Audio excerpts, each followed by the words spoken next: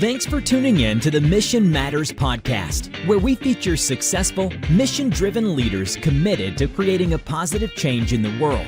Our mission with this channel is to inspire other leaders by providing industry insights, new ideas, and inspiring stories from the pros. Well, hello again. Paul Fife here, host of this show where I interview business leaders heading up mission-focused organizations in the nonprofit space, leading from the heart and making a difference in their communities. Today's episode is sponsored by Gregory Media, also affectionately known as PGM, which is a marketing agency devoted to nonprofits and mission-based organizations. PGM is also one of a few thousand organizations that are B Corp certified. That's B as in benefit. There's only a few thousand in the world, and their motto is to place people and the planet over profit. To learn more about what B Corp does and the services of Gregory Media, visit paulgregorymedia.com. And with me today, I have Shefali Trivedi, former executive director of Giving DuPage, and now the executive director of a very new and exciting startup, A Better We. Shefali, welcome. Thank you, Paul. Really appreciate it. Really great to be here with you. And yay for the B Corp. Way to go. Yes. Yeah. I love that. Also, I was one of the biggest fans of that. And you're right, only a few thousand in the world, but also just a few in our area, like in DuPage County and in Illinois. There are very few. Yeah, I think when we got certified, there was 15 in the county. I think now they're up to 31. So yay, Yay DuPage County. Red Wagon just became one. Oh, cool. Oh, not Red Wagon. They make Red Wagons. Red Flyer. Red Flyer. Well, you know what? There may be one or two people in the world that don't know who you are. So why don't you just give us a brief introduction of who you are? Sounds good. So as you said, today I'm the president and CEO of A Better We, which is its own startup to empower communities for the greater good. But actually my career started in what I refer to as a past lifetime, and that was pharmaceutical sales. That's what I did right out of college, like the day I graduated. Later that night, I went to start my job. This is a big day for me that day. That career lasted for almost 9 years. It was 8.5 years in that. And then I started, at some point during that pharmaceutical sales career, I started thinking about how can I do more? How can I, serve? How can I give back? How can I make my work feel more meaningful to me?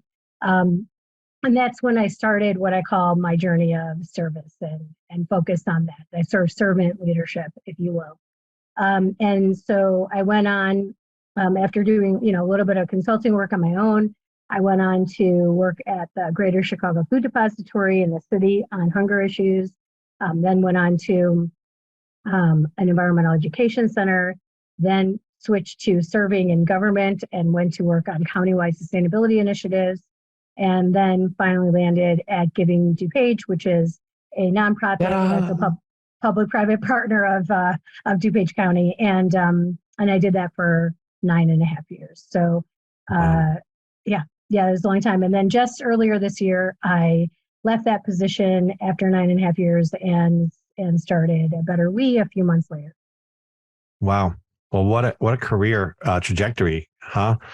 I've had the pleasure of working with you in various capacities for just shy of a decade. And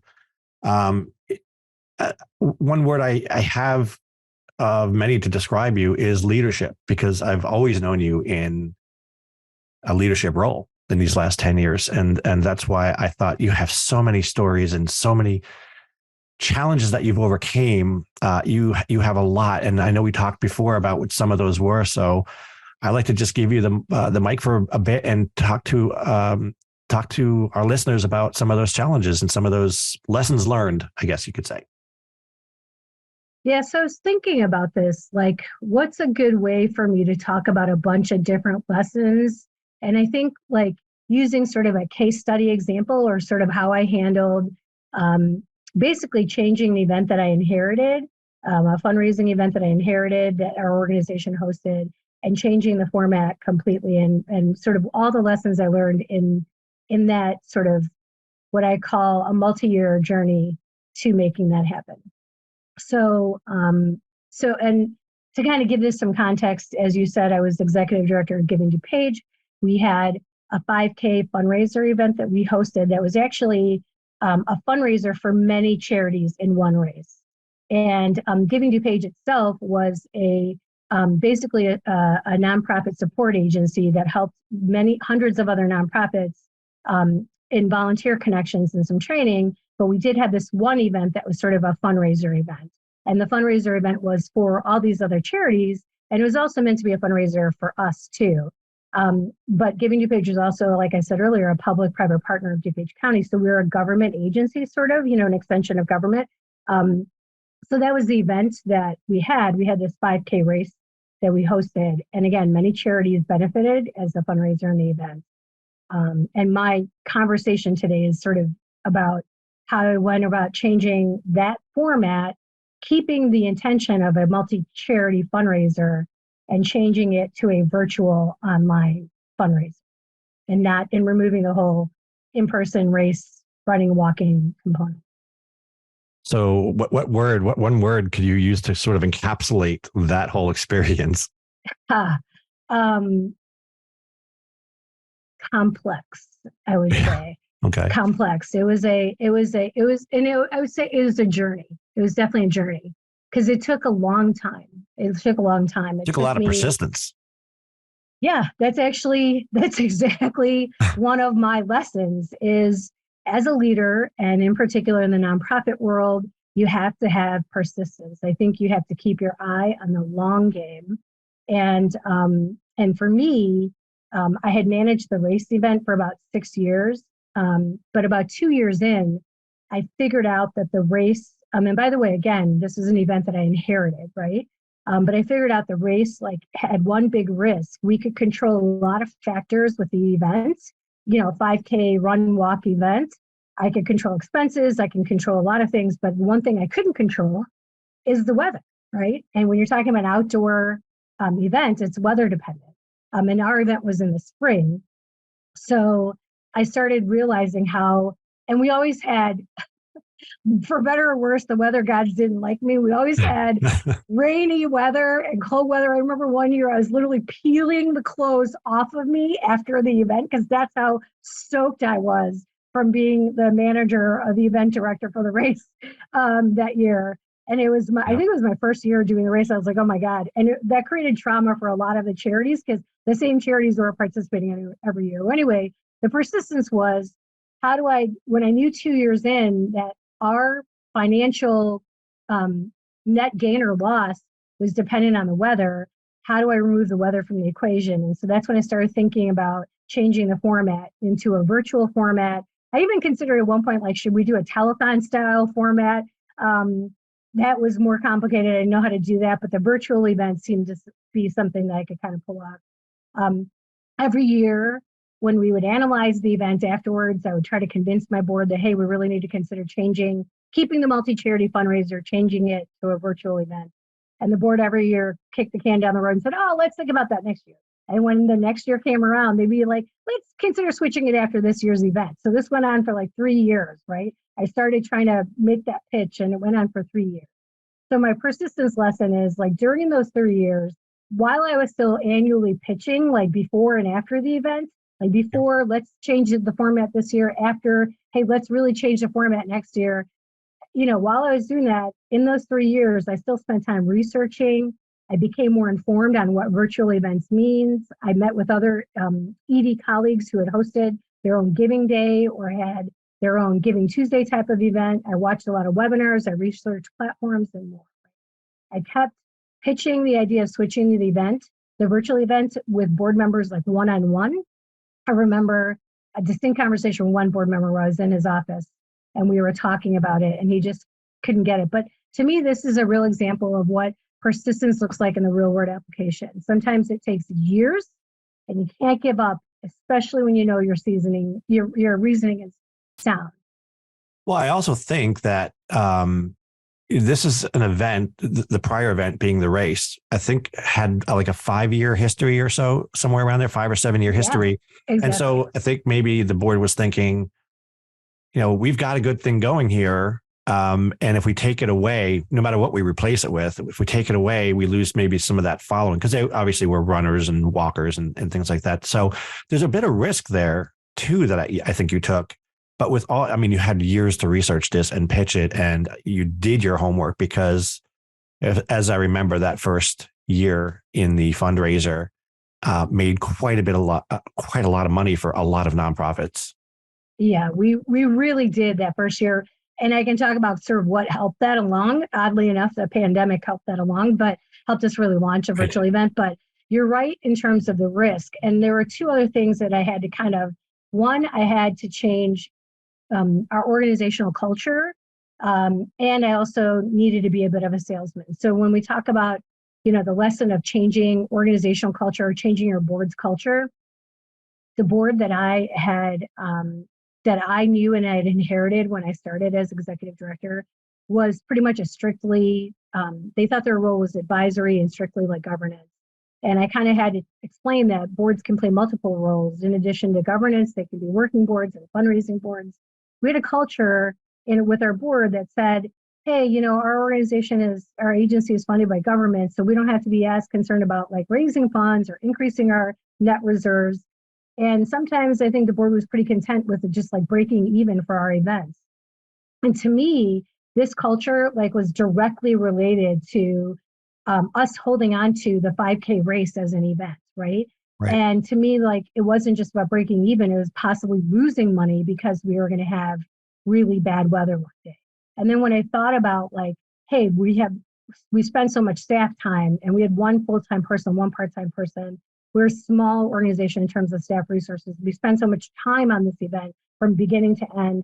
The investment that we put into it, we just weren't getting back out of it. But I had to change the fundraising culture of our board. I had to get our board to embrace the idea that, yes, it's okay for us to also make money while we're raising money for all the charities. And it was an uphill battle. Whenever you're trying to change culture, it's like moving the Titanic. It's a slow shift and it takes a long time. And then you have to be a bit of a salesman. For sure, I had to kind of pitch and explain that, changing the format, we would be able to keep the intention and the good intention of the race. And you're also right. We did have a good following, like an in-person following. We didn't want to lose that.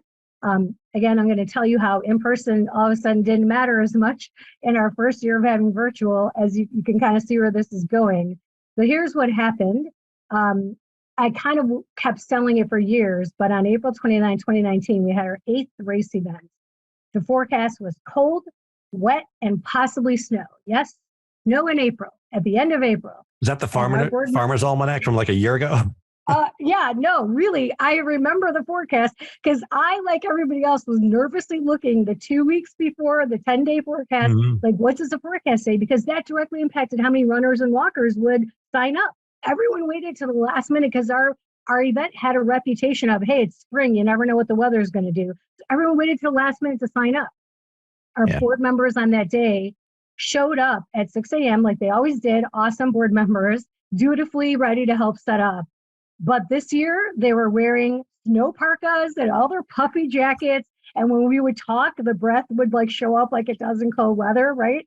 And usually runners and walkers every year would gather near their charities at base camp. This year, however, in 2019, they all stayed in their cars to stay warm and avoid the weather until 5 minutes before the race kicked off. And this is kind of how, after that event, I didn't have to convince the board more. That was I was helped. My sales pitch was helped by the realities of the weather, and basically the one risk that we couldn't control was manifesting itself and showing itself very clearly. So that helped a lot. And so in 2019, our post-event analysis at a board meeting was, we're going to have to give this virtual thing a shot and see how it goes, and changing the format to an entirely online multi-charity fund. Yeah, I remember that year too. And even the years prior where it would be so wet. And I used to volunteer for the garage duty just to stay inside. I'd rather breathe in fumes. It's true. You and another person always volunteered for the garage duty. No question about it. You were smart. You guys are we're going to be in a covered area. man, you missed that year when we were soaking wet. Oh boy, it was crazy. Yeah, I think there was 3 years. I remember being wet. Yeah. So that's three lessons right there, right? You have persistence, changing organizational culture, which also And has its salesmanship, risks, yeah. and sales. Yeah. I mean, everybody's got to be a little bit of a salesperson and cheerleader. And you weren't just salesy or pitching, or, I mean, you backed it up with data. You actually had budgets written out, and you said, here's a worst case scenario if we don't have sponsors, or here's what we want to make on this. I also like the idea that you helped grow the organization from just having a goal of breaking even to having a goal of actually having money in the bank so that you can do more. I mean, Giving DuPage was an organization that did a lot of work for other organizations, capacity building. And how do you do that how do you do building more your of own, that yeah. without You've hit the nail on money? the head. Yeah. Without building your own capacity. You can't be a capacity building agency and help build volunteer capacity and train and offer training and do other things without building your own capacity. And that's exactly right. So That is a great lesson for every nonprofit or any mission-based organization. You have to have a financial plan. yeah, exactly. Yeah, that's so true. So, and I would say, like, you talked about risk earlier. To me, you have to be willing to take a risk. You can't live life or play in life in the game of life with sweaty palms, right? If we don't risk, we don't learn and grow. The thing is, in this case, it's always got to be, especially when you're the leader of an organization, it has to be calculated. Believe me, I stayed awake many nights or woke up in the middle of the night, like worried, hey, I'm changing this format. It's a big risk for our organization, our small organization, but I had to kind of go for it. And like you said, did my homework, ran the numbers, did the research. Now was the time for us to take the leap and hope for the best. When spring 2020 rolled around, so remember that April 2019 was the last time we had the race in person, and we had decided already that we were going to have a virtual event. You can only imagine that by the time spring of 2020 rolled around, when we would normally launch the event in January or February, we looked like fortune tellers, right? Because there was this big global pandemic hitting and forcing every nonprofit to scramble and figure out, oh my God, how are we going to change our spring fundraising event? Because spring is another time in the calendar where a lot of nonprofits host their annual fundraiser in the spring or in the fall, right? And so there are many organizations like, oh my gosh, what are we going to do with our spring fundraiser when the world is shutting down? How do we change it to something online? Or what do we do? They did like, It was like deer in the headlights. It was the big pivot. It was, that famous word, that famous 5-letter word that starts with a P, right? That should be a word award, by the way. Yes. Anyway, but so spring rolled around in 2020, and we looked like we were like serendipitous fortune tellers, like so prescient in our knowledge, right? And this is where we had to, it was still, not just was there a risk to change the format, but then I had a second risk or a second hurdle to overcome because the world was shutting down. That led to sort of my next sort of lesson or my next thought process that our board had a special session in March. Like I remember Friday, March 13th was like when the news went out, world shutting down, global pandemic, right? And that following week, we had a special session with our board to, should we cancel this spring event or should we cancel this event altogether in 2020? Because, hey, we don't know there's such unknowns with a global pandemic. And once again, it required salesmanship, but it also required what I think is another important lesson for a leader to have, and especially in the nonprofit sector, but in any sector, really, you have to know your business and you have to have your finger on the pulse, right? And in this case, what that meant was really knowing what was going to happen to the giving culture, the philanthropy culture, what was going to happen, what was the trend in philanthropy going to be when people are faced in a global pandemic. And what you find is whenever there's a crisis, a disaster, a natural disaster, a human crisis, people always step up and say, how can I help? It is an immediate reaction. And in this country, without question, you hear about a hurricane and immediately donations start pouring in. People in this country are very generous. And in our community in DuPage County, even more so, right? And I knew for sure that as this crisis was unfolding, that people would be asking, how can I help? And I knew that for certain. I mean, I absolutely knew it. I also knew, based on what we were hearing, that this pandemic could go on for a couple of years. And I knew that eventually, year 2, year 3, maybe year 4, at that time we didn't know, year 5, who knew? Who knows? By that time, donor fatigue would set in. And when I talk about knowing your business, that's what I meant. I knew that there would be no better opportunity to have a virtual event than while it was unfolding right at the outset. And I remember every single board member wanted to cancel the event, except for one. Eventually the board went and discussed, and then one of them said, Shefali, what do you want to do? And then I said, you guys, we will never find, trust me, if we open that donate button, people are going to give. People are going to respond. People want to give right now. And my board president at the time, she 100% agreed with me. And between the two of us, we turned the whole board around and we convinced all of them to take a risk with us. Because again, that was the second risk. It wasn't just that we changed the event in event format, but we were taking a risk in just hosting it, right? Well, to anybody else, it might have been, I'm just thinking about this. Every executive director out there that I know, well, not everyone, but like even just business people, other business people, the world shut down. And we're talking early, April. And it was just not like, hey, let's just take a beat and see what's doing in the world.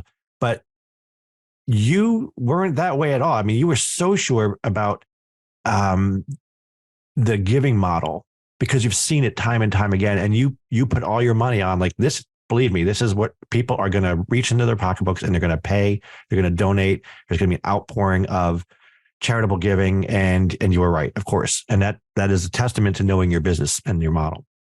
Yeah. I mean, I think, and again, I just knew it because keep this in mind. Normally, so the events always happen in spring, right? April, last weekends of April, beginning of May. Yep. And we had already decided we were doing this as a virtual event. We had already planned to have a one-day giving day in May. That was already our plan, like before going into this, before we knew we were in a pandemic. In January, we were already working with our marketing firm, a little place called PGM. We were already working with our marketing firm to do all this, like we had all this marketing already, all this like branding and marketing, a new logo, everything for this new virtual event. We'd already mapped it out. It was all like one day. If you recall, we had everything was geared towards, all the messaging was one day giving day in May. Yeah. And that was how we were rolling it out already to charities in January and February. And no charities were really signing up right away because like this pandemic was like, remember in February and March, we kept hearing the news that like this is going around. And then in March, we not only did I see the response in giving, but because we were the volunteer center for the county, our phones and emails were off the hook, right? People were saying, how can I volunteer? How can I give? I know we can't volunteer in person. What can I do from home? So I could tell that people were just ready to stand tall and give back and help in any way. And that we all felt frustrated that there was no way to do it. So what's the way to do it? Online. That's the only way to do it, or from home, right? So what's the way you can give from home or give back from home and do it from the safety of your computer and the safety of your home? And that's I had the evidence right there, right? But keep in mind that the next lesson for us was like, and this was a lesson we all can relate to, right? It's about flexibility and resilience. It's about flexibility and resilience. So that's what COVID taught. Like COVID, geez, man, pounded us with that lesson hardcore, right? So as I said, we were in March and we had like, we already had like a couple of months to plan before we knew we were doing this. So the board decided we're going forward, we're going to keep the event. But we had a couple of months to have a one-day giving day. And in that same call, I suggested, instead of having a one day, we really need to consider making this a 2-week or a 1 week or maybe even a month long. So the board also agreed to that. Not only were we changing from a race to a giving event, but from a 1 day to a month-long giving event, because we wanted to give people as much time as possible to give back to the charity. Mm-hmm. And that pivot, or that, I mean, this took a lot. We went from having many months to try to plan a 1 day giving day to going to 3 weeks to plan a month-long giving event. We had to redo marketing twice. We had to it was like doing a hairpin 90-degree turn on like the side of your wheels and your car's tilted over, like that kind of racetrack turn, like IndyCar racetrack turn, and that's how it felt to me anyways. But I was so ready for that challenge because I was, as like everyone else, I was so invested in making sure that all the participating charities who took part in the event, I think we got close to, I don't remember the exact number right now, but I think we were close to 100, maybe 90 charities in 2020 in that first year. Mm-hmm. And I remember, and they were so unsure too. They're like, who's going to give? They had to take a leap of faith with us, right? Because they were used to this race event that had a following and they had a model, and now they too had to switch to like, we're going to encourage people to give and donate online. How is that going to work, right? And how are people going to do that in the course of a month, like in a defined space? Like you only have 30 days to give. And I just remember that it was such a, again, a risky time, but it was like that everything that happened at the time was such a magical lesson for me. If I were to glean a positive out of the many tragedies of the pandemic, like how our community responded still gets to me, right? Like I'm still emotionally invested and like blown away with how our community responded. And you're right, we totally, from the minute the donations went live, like dollars started coming and people were donating online. And all the way the last day, if you hit your refresh button like every 30 minutes, it was kind of like fun to see the dollars keep rolling up. It was a remarkable response for that 30 days. And it was really wonderful. It was best of humanity. Sorry. Yeah, well, that's absolutely all right. I mean, you're absolutely right. And it goes to the flexibility of that change, adaptability, resilience. And so there's some lessons learned there that I think people can glean away from that as well. Yeah. And certainly the star of that is humanity and giving back that year and every year since that was started. I agree. All right. And then so I have, let me see if I have my notes here. We went through persistence and changing the org culture, sales, taking calculated risks, knowing your business, having your finger on the pulse. And then now this flexibility and resilience. I think we've covered it all. Did I miss anything? No, I think those are, I mean, listen, there's a lot of mini lessons. And I guess if you were going to have an eighth lesson that just makes you remember, like people are good, people are kind, people care. People want to give, especially in times of crisis, and people want to help. This is something that we should all remember. Yeah. And that encapsulates a lot of your time and challenges at Giving DuPage, but now you're in this new role at A Better We. So how do all those, taking all that experience and all those lessons, how does that translate now into your new role? And then how do you use that to provide the services that you provide? And tell us a little bit about the services those are as well. Sure, absolutely. So really, at A Better We, what I've done in starting this business is me just sort of doing the kinds of great things that I used to do with Giving DuPage, but expanding on them, right? And really, removing any boundaries or limits to like where I can go with like how I can help and do stuff. So really, it's meant to be a doing social good type of business. The idea is helping nonprofits, the business community, higher ed, and empowering communities overall to do more good. So the business is really, how can I empower communities to do more good? And so working with nonprofit organizations with their project management or either consulting or strategic planning, how can I help a nonprofit get to the next level with their mission and their programs? Same thing for the business community. A lot of them spend a lot of time spinning their wheels to try to figure out how can they organize their company's employee volunteer events, or how can they, incorporate a more thoughtful strategic philanthropy strategy. These are things that they struggle with. How can higher ed tie service learning to giving back and again, not spin their wheels, like the people who work at these places spin their wheels trying to meet nonprofits and whatever. And so my role that I see is really, how can I support all these different organizations, whether it's nonprofit, for-profit, higher ed, government, community organizations? How can I support them in doing good and empowering communities? And that's the role I'd love to play and kind of build up to. And certainly helping nonprofits is close to my heart. You asked about, how do I use these skills in my business? Well, obviously being an entrepreneur, which is what I am, it takes persistence and salesmanship like every single day, right? It takes a lot of courage to take risks. I have to know my business. So I do a lot to read articles and stay informed and watch webinars and take part in trainings so that I really understand intricately well, how does doing good happen in our society? How does our society go about empowering communities for the greater good? And so to me, that's knowing about your business, right? And having your finger on the pulse of what's happening in your industry, your sector. And lucky for me, my sector or my industry is like doing good. So in getting to a better we, right? Getting to a better community, a better we. And I think that my knowledge and experience as a nonprofit executive director definitely helps, gives me some credibility. So I use the knowledge and experience as part of my background to help my clients. Oh, sure. Just being in this industry for the last, decade or so,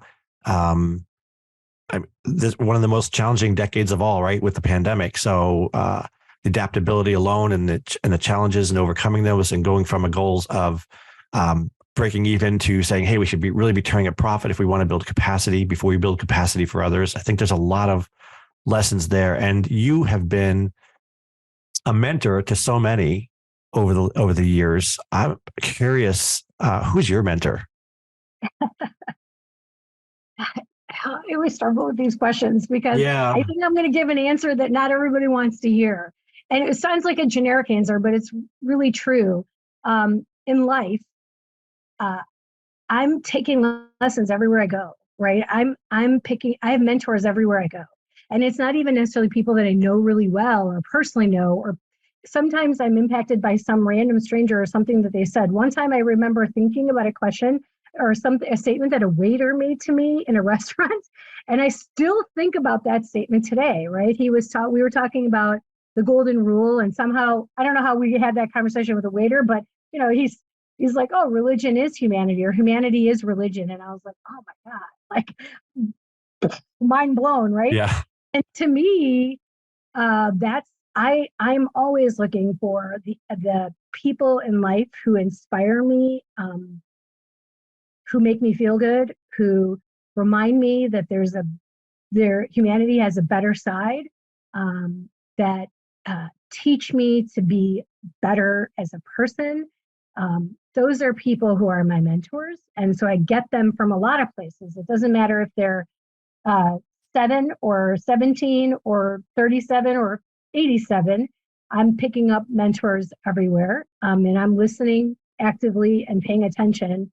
And that's where I get really impacted. And I think about things when you revisit certain questions or certain statements for years, that's the kind of work that I think a lot of leaders do when they're talking about. Leaders really are introspective. If you're going to be an effective leader, and especially in the kind of work that we do, what are your values? What's your intention? What's your philosophy? What are your goals? Like those things that I think I'm still working on that, right? But I'm on that journey and have been for like 30 plus years. And you talk about a decade of experience, but really I started this nonprofit service work back in 2005 or 2006. So, right, I just wasn't the executive director in those other places, but I've been in this introspective journey for a long time of like, what is it that I represent and how can I run my business from an inside out model? Because if you got your foundation correct in terms of your values and your purpose and your vision, your personal, think about this. Who knows their personal mission statement or their personal vision statement? I bet a lot of people don't. And see, you just did that head tilt. That's what I did when I thought that was subtle. I didn't realize that was visible. Because Because here's the thing, somebody said that to me once. There was another person, and I walked into a meeting and he was giving a presentation.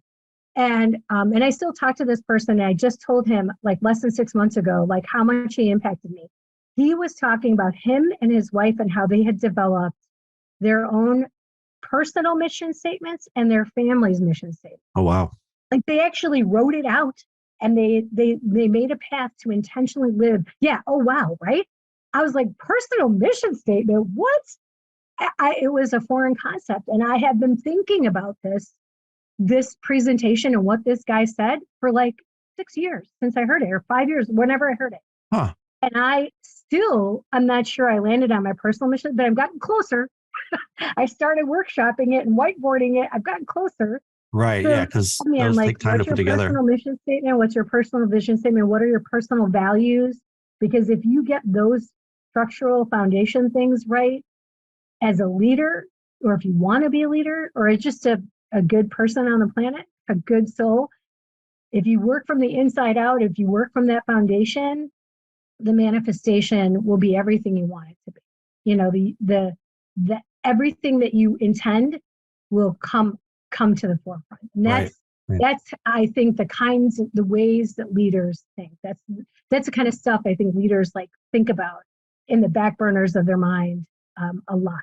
Yeah, maybe they just use different words maybe it's not a personal mission statement, but they're thinking about, what they want out of life, and they actually do write down, what's a priority, what's nice to have, what's need to have, kind of a thing. This sounds like it could be its own podcast about personal mission. Let's get into it sometime, Paul. Yeah, I'll tell you how far I've gotten. I don't think I've completed my own work, but I'll tell you how far I've gotten. It could be like a case study, and as it's still unfolding. I don't know. Oh yeah, I mean, sure. even just the mechanics and how to approach it. I think a lot of people would be interested, myself included. 100%. Articulating that. I mean, think about it. You have a mission statement for your business. It's your North Star. You have a vision, right, for your business. Yeah. You do a PGM. I do. But have you sort of clarified that, or elucidated that, or defined that for yourself as a person? And the people who do that are my tribe of mentors. They're my tribe. They're the people I go, wow, I can tell you did that work already. Yeah. It's that evident and visible. Wow. Yeah. Well, before we wrap up, you've said quite a bit. Tell us something that maybe nobody knows about you. Okay. So there are two things. The one is more easy to believe than the other. Okay. First is that I am, my happy place, my peaceful place is watching like the Food Network and like the food cooking channels, even on PBS or whatever, or even online. I can when people watch YouTube videos, I'm watching somebody cooking in a village in India and making food, like the native Indian food that we, straight from like the farm. And these are the things I watch. So that's my happy place, like to kind of go into, and again, I'm a vegetarian, as you know very well, but I'll even watch like all the meat recipes and all the carnivorous recipes. Oh, really? But yeah. So like, I know cooking tips about steak and shrimp that like, why would I know this? I've never even eaten this stuff, but because that's my happy place, I know these things. Or I think I know them. Like, I've never made them. So what do I know really? And then the other thing that I think people wouldn't guess about me is really I'm an introvert. I know people think I'm an extrovert, and people go like, no way, you're an extrovert. But really I'm an introvert. I'm such a proper homebody. I need that. So I was told that how you determine introvert and extrovert is, how do you recharge your soul? How do you refuel? How do you expand your consciousness, or what makes you feel better? And for me, having that alone time, that quiet time is actually how I recharge. I'm naturally, like a fun person, like outwardly, and I'm naturally gifted at talking and being around and talking in groups. But that's just happens to be my skill set from my family tree. But really, I'm an introvert, and if I don't get that balancing time of that quiet time, that alone time, then I get pretty cranky. So it's really important for me to have that balance, because I'm a proper introvert, and the extrovert in me just with enough caffeine, a lot of things are possible. So. Well, yeah, I think those that know you have seen you sort of light up a room and be like the ultimate cheerleader for a cause or whatnot. I always thought an introvert was, because I always considered myself one, and the best plans are canceled plans. You get to spend time at home. Yeah. So that was sort of my definition. It takes a lot for me to get out and go to an event or beyond, I guess you could say. Well, exactly. That's exactly right. Like, it takes a lot of energy. And I recognize that, especially in my former role, I had to be that person that brought that energy and give that energy to be a person who gives energy out. And so you have to have a way to restore it. And so, like you said, cancel, like, I get it. The best plans are canceled. Like, I get it. There's nothing better than somebody say, sorry, I can't do this, or I can't. I'm like, yes. Here come the yoga pants and the hair off. Right. I saw somebody had a quote. They made it to the gala. They got dressed to the nines and in bed by 10 or in pajamas by 10 for the win. Yeah. Yeah. Exactly. Oh, well, thank you so much for imparting your wisdom and knowledge for our listeners. I'm sure there's a lot of lessons there that we could use to help in our own journey. So thank you for being on the show. Thank you, Paul. I always love working with you, and I love your PGM team. And so I appreciate the opportunity. Thanks so much. Well, that wraps it up for today. Till next time. Thanks for listening to the Mission Matters podcast. We'll see you again next time, and be sure to click subscribe to get future episodes.